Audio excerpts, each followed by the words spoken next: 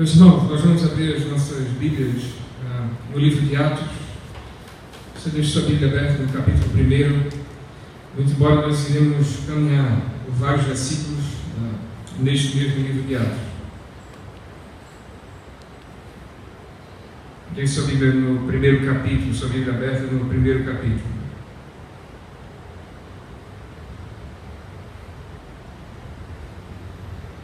Vamos orar para começar? Pai Santo, nós te agradecemos por esse dia e pelo imenso privilégio de estar na tua casa, pelo privilégio de poder pregar e falar acerca da tua palavra, falar do Evangelho do teu Filho Jesus, falar dos ensinamentos deixados para nós, falar do sacrifício dele que nos fez igreja hoje, que nos faz igreja hoje. Nós te agradecemos pelo grande privilégio de sermos povo teu, um povo de propriedade exclusiva tua. Tu nos ajudes a viver de forma que alegre o teu coração, de forma que alegre o coração do teu Filho Jesus. Nós sigamos, ó Pai, as recomendações deixadas por Ele, os exemplos deixados por Ele, vividos por tantos cristãos na tua palavra, que hoje seja verdade também nas nossas vidas. Eu te suplico assim, te suplico pela tua graça nesse momento. Eu faço isso no nome santo de Jesus. Amém. Muitos são os que têm se decepcionado com a igreja. Talvez você já tenha conhecido ou conversado com alguma pessoa, com algumas pessoas que se decepcionaram e saíram de suas igrejas e tem muita mágoa, muito rancor e muita decepção no coração guardados com a igreja. Ou pelo menos, como muitos dizem, tem se decepcionado com o sistema igreja, como tem dito por aí. O governo, o regimento, a liderança, a forma de liderança da igreja, ao qual eles chamam de sistema igreja criado pelos homens. Essas pessoas que se magoam tanto assim com a igreja, geralmente sonham com a tão famosa igreja primitiva, daqui o livro de Atos, a qual nós vamos ler, a igreja que já passou, que não existe mais, se é que nós podemos dizer de fato assim, uma separação entre dois tipos de igreja diferentes, aquela igreja de Atos e a nossa igreja hoje, ou pelo menos não deveria existir essa separação. De fato, aquela igreja de Atos nos serve de tanto exemplo para tantas coisas, em diversos aspectos, em diversas áreas, como nós vamos ver hoje, por exemplo. Contudo, não há naquela igreja de Atos nenhum sinal, nenhuma característica de perfeição. A hipocrisia, as discórdias, as divergências que nós tanto vemos hoje na igreja, elas já existiam também lá naquela época na igreja de Atos, na igreja chamada primitiva. De forma que não é nada novidade do que se acontece na igreja hoje, que não tem acontecido também lá na igreja de Atos.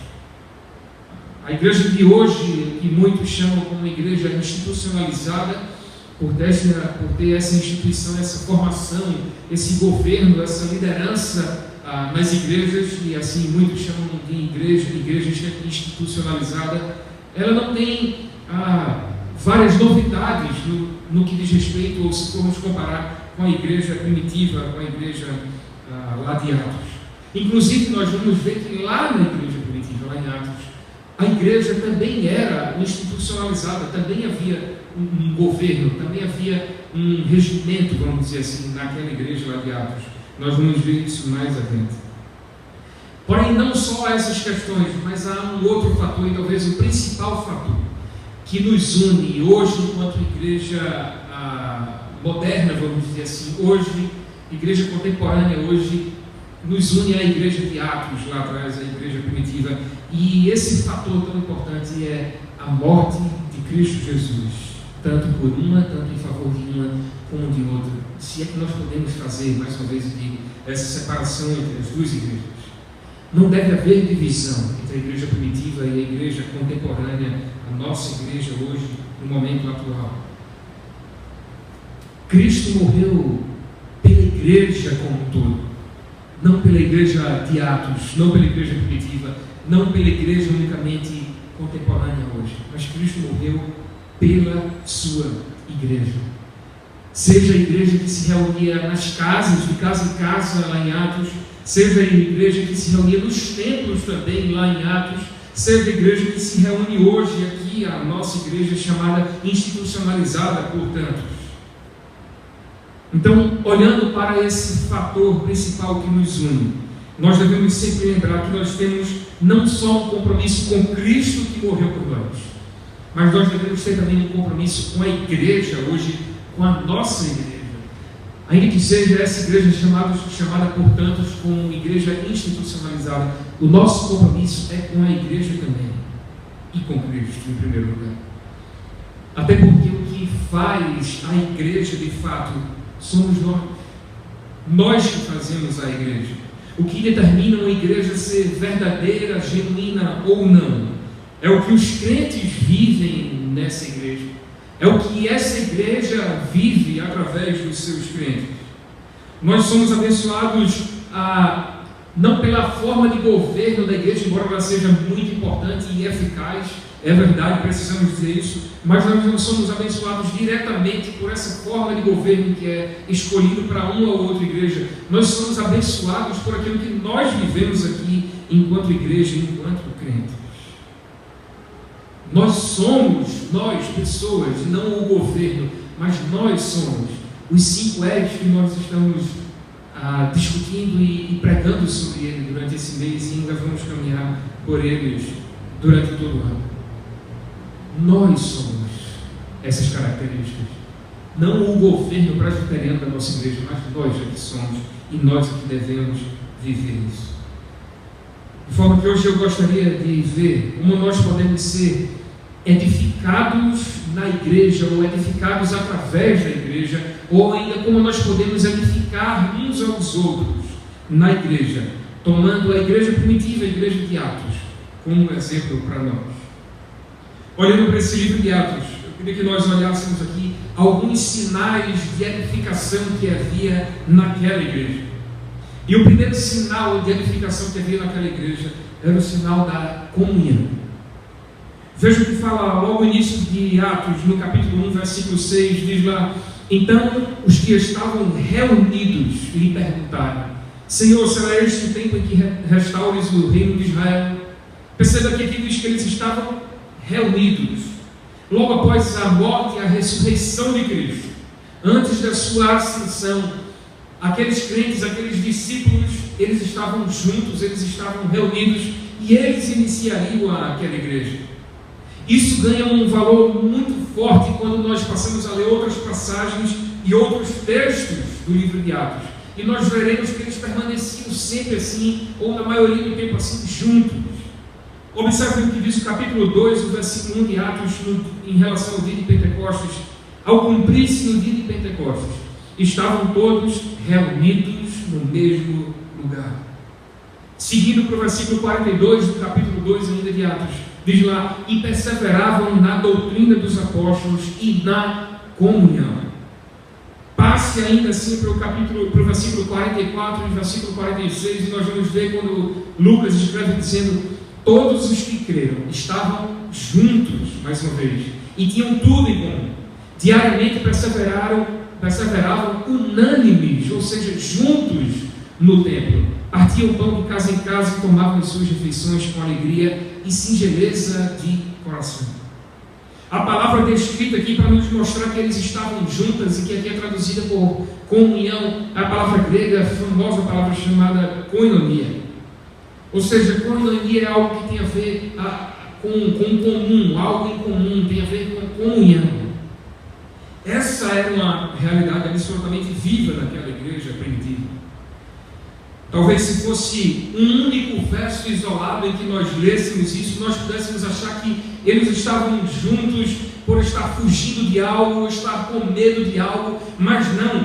Lendo tantos outros versos como nós vimos aqui, nós confirmamos e nós chegamos à conclusão de que eles de fato tinham prazer na comunhão vivida entre aqueles irmãos na igreja primitiva.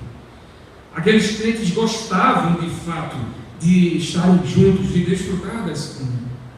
E a partir do momento em que havia prazer nisso, prazer nessa comunhão, as discórdias diminuíam e a ajuda mútua uns para com os outros. Essa ajuda aumentava, ela crescia e crescia muito.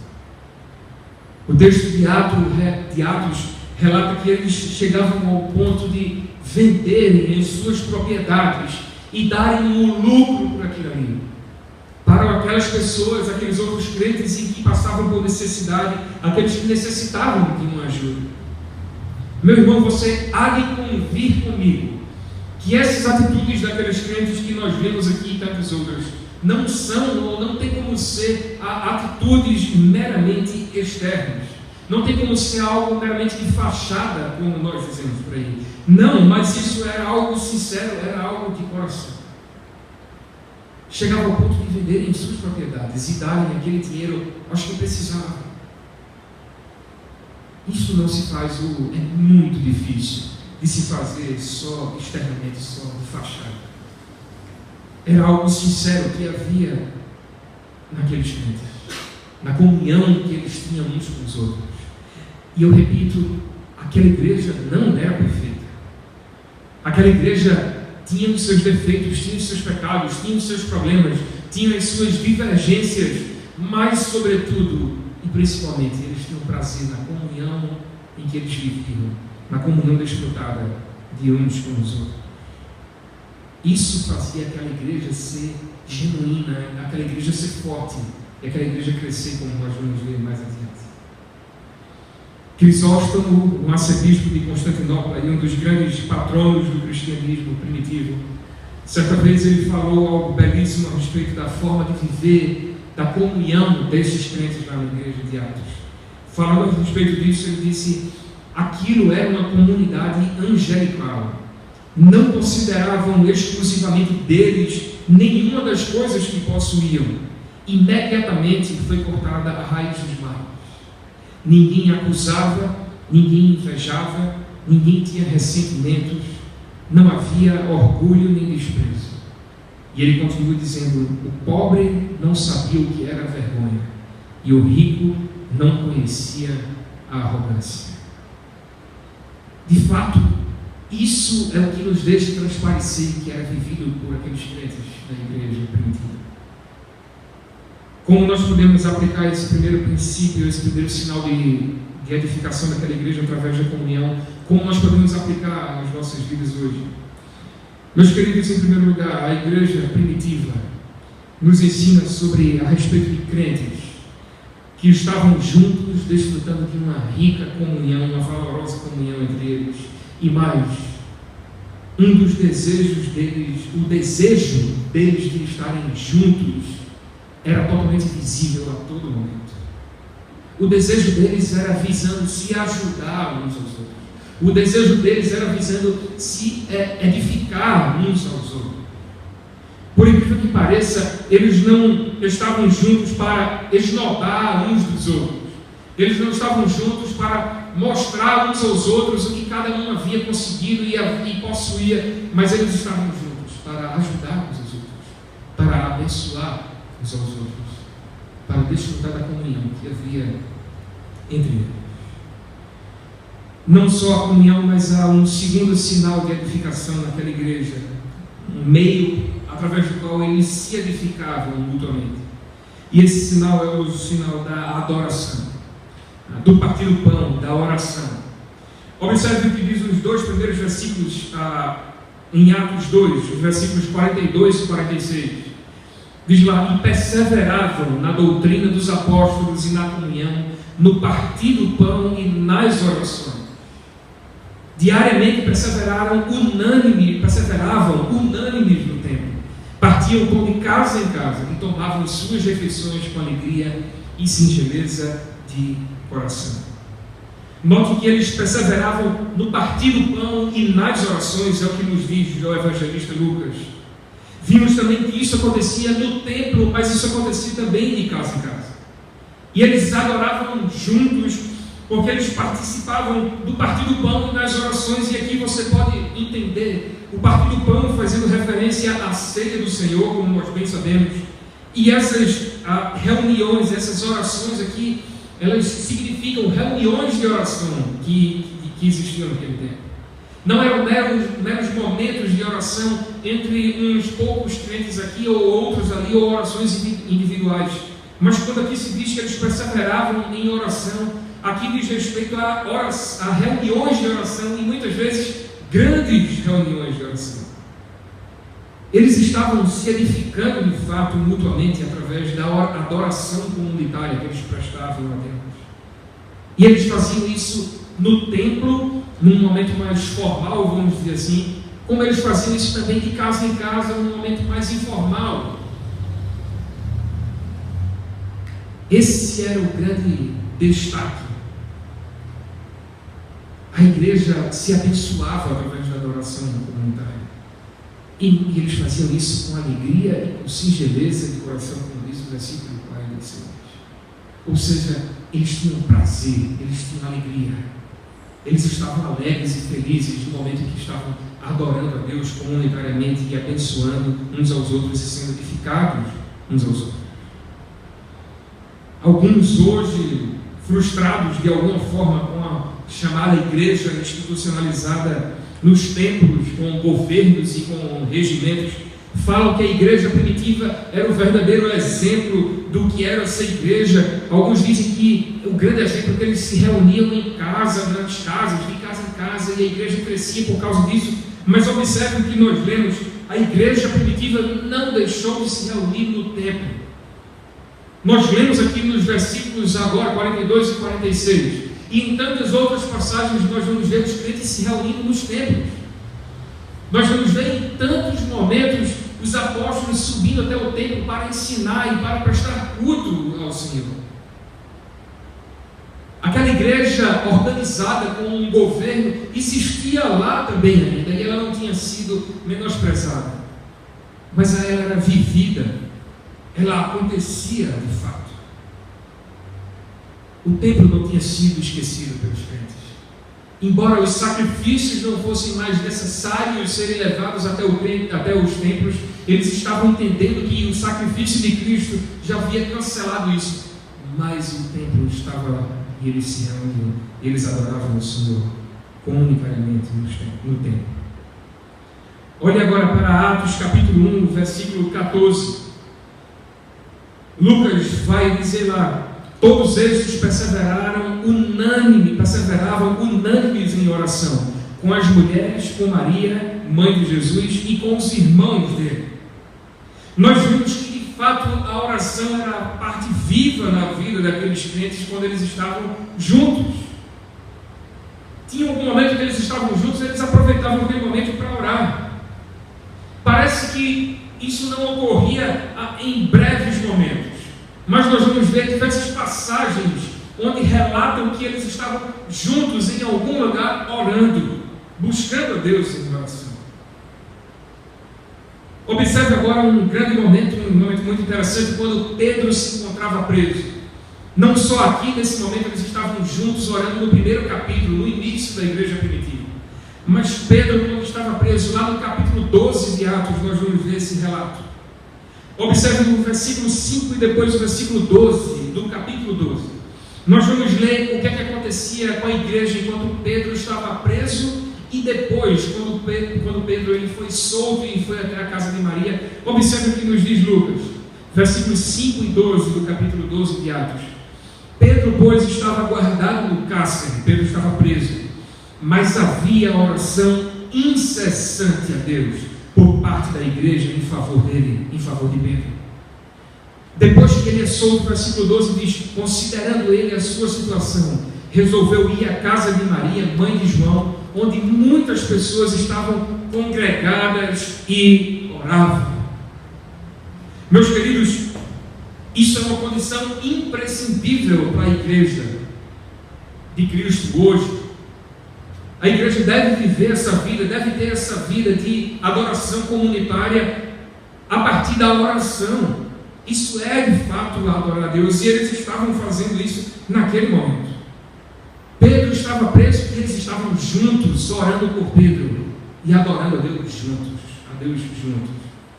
Quando Pedro é solto, Pedro vai ver o que estava acontecendo com a igreja e mais uma vez encontra eles na casa de Maria juntos e orando. Eles estavam se edificando dia após dia, através da adoração comunitária, da adoração em conjunto. Como nós podemos aplicar essa verdade, esse sistema de edificação mútua da igreja, através da adoração, como nós podemos aplicá-la às nossas vidas? Em primeiro lugar, meus irmãos, o prazer daqueles crentes não era apenas de estar juntos, não era apenas de estar juntos, como nós vimos anteriormente, mas eles tinham o desejo e o prazer de adorar ao Senhor juntos, comunitariamente.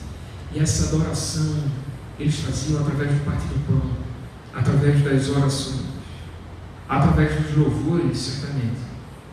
Eles tinham prazer na adoração, porque aquela adoração fazia com que eles crescessem, fazia com que eles fossem edificados. Eles iam até o templo fazer isso de forma constante. Hoje nós tantas vezes deixamos de vir até o templo, deixamos de vir aqui à casa do Senhor para estar a nossa adoração comunitária, nos edificarmos juntos uns aos outros. Nós deixamos de vir aqui por tantos motivos banais, por tantas besteiras. O escritor aos Hebreus, no capítulo 12, capítulo 10, versículo 25, ele diz lá: não deixemos de congregar-nos como é de costume de alguns.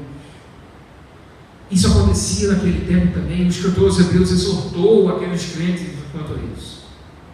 E isso existe hoje também. Nós precisamos ser exortados. Nós precisamos exortar uns aos outros quanto a essa nossa falha de não vir até o templo para adorar o Senhor comunitariamente e assim sermos edificados. Em segundo lugar, uma outra aplicação que nós podemos fazer. Meus queridos, nós vimos que eles perseveravam na oração. Nós vamos ver mais à frente um outro ponto a respeito da oração. Mas é impressionante o fato de que, por exemplo, naquela passagem de que Pedro estava preso, Pedro estava ali no cárcere. O texto nos disse que eles estavam incessantemente orando juntos. E o que eu acho de mais interessante, trazendo isso para a igreja hoje, o que eu acho mais interessante e nos deixa assustados, é que aquela igreja estava junta, orando incessantemente por Pedro. Eles não estavam falando mal de Pedro, eles não estavam falando mal de crente nenhum. Por incrível que pareça, é possível, a igreja primitiva nos mostra isso, é possível haver uma reunião de crentes em alguma casa, sem que para isso seja preciso estar falando mal uns dos outros. Eles estavam orando por Pedro e não falando mal. Talvez se isso fosse hoje em dia, não dá para generalizar em todos os casos, certamente, mas talvez em alguns momentos pudesse acontecer. Hoje em dia, se Pedro estivesse preso e algumas pessoas se reunissem em alguma casa, talvez alguém falasse: Pedro está preso, e alguém ia dizer: por que Pedro está preso? E talvez outros levantassem: o que é que Pedro fez? O que é que aquele danado fez para estar preso? E talvez alguém se levantasse e disse: olha, eu ouvi dizer que Pedro está preso porque ele foi pego em adultério e não foi a mulher, não. Agora foi o homem que foi preso e ele está lá preso por conta disso. Talvez isso fosse fácil de acontecer. Isso podia ser fácil, eles não estavam imunes de passar por isso, dessa tentação. Mas o fato é que eles não estavam falando de Pedro, eles não estavam falando de nenhum crente, eles estavam orando. Orando por Pedro, mas ao mesmo tempo adorando ao Senhor através da oração. E ao mesmo tempo eles estavam também se edificando mutuamente através dessa vida de oração. Há um terceiro sinal de edificação